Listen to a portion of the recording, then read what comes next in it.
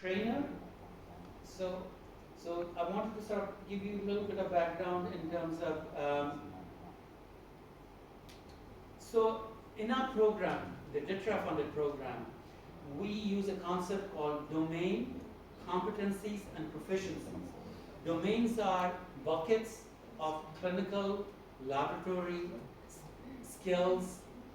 We break them into, in terms of competencies and proficiencies, I'll define them. So if I look at a health system, we look at about 8 or so major domains. And through our training programs, we're trying to help strengthen these domains. So the first domain is related to disease recognition and prevention of spread. So this is your frontline doctors, nurses, whoever else is there, their capacity to say, I think this may be anthrax or this may be melioidosis. I need to go order a specific test. So the second domain is disease confirmation, recognition, and reporting, which is laboratory diagnostic capacity. So it's a certain set of skills that are required there.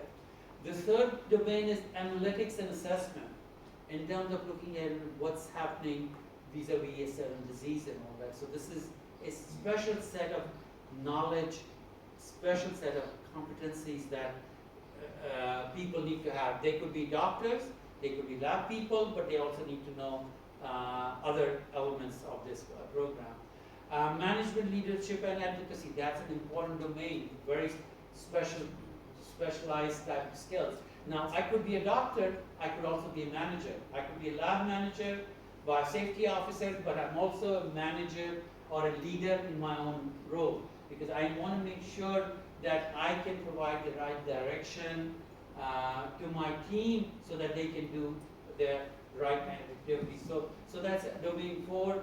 Quality management systems in labs. You talk about QMS.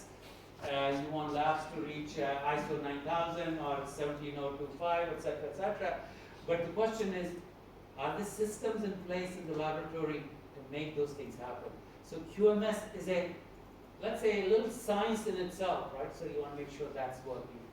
Then outbreak preparedness and biosurveillance to make sure that the data that is being generated is being used, but there is capacity to understand what the data is saying.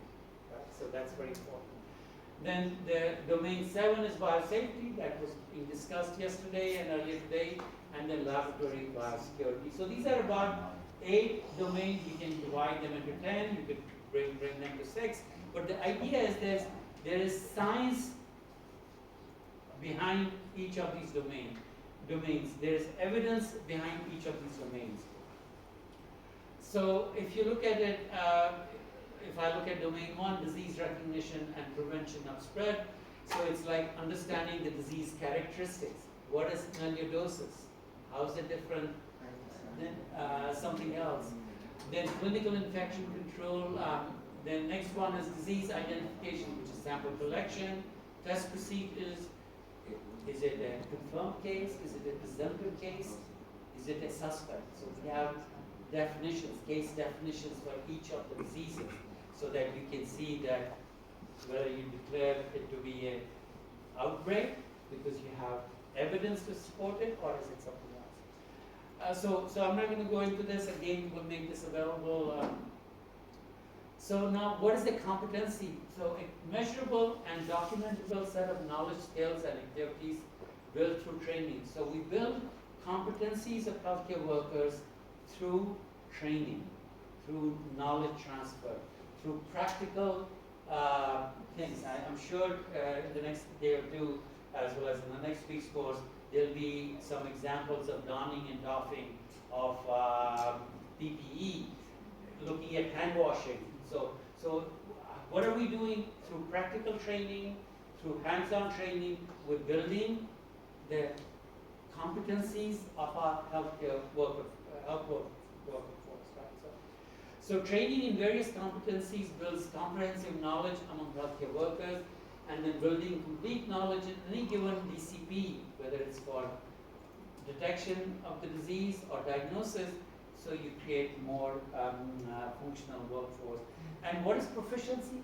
Proficiency is more in-depth in that competency. When we say, often we make these things, we say, oh, that technician or the doctor is not really very competent or proficient, right?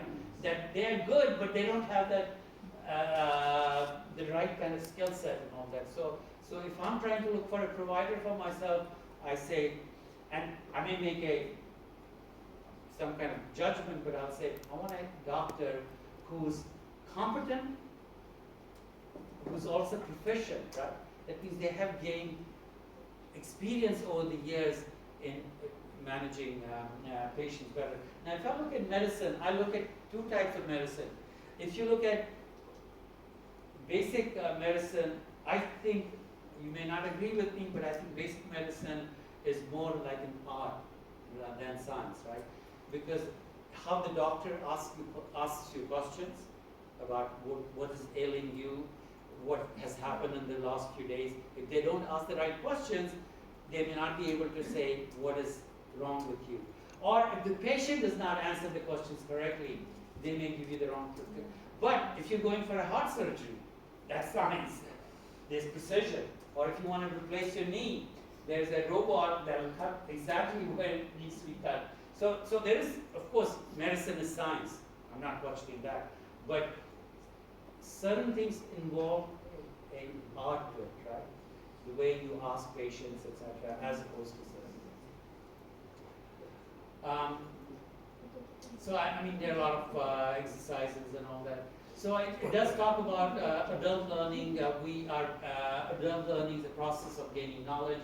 I think I was very impressed with what Dr. Spuna and his team did using these case studies, because that's what is adult learning all about, which is to engage participants, because our attention span is very narrow, right? We move like this. We're not like in elementary school where we're learning our tables and all that. So it's very critical how we do the adult learning. And what we've learned over the years is that the best thing to learn among adults is case studies. We also have tabletop exercises where we do simulation exercises to see that our healthcare workers understand what elements are critical, what elements may not be that critical, and all that. So that's there.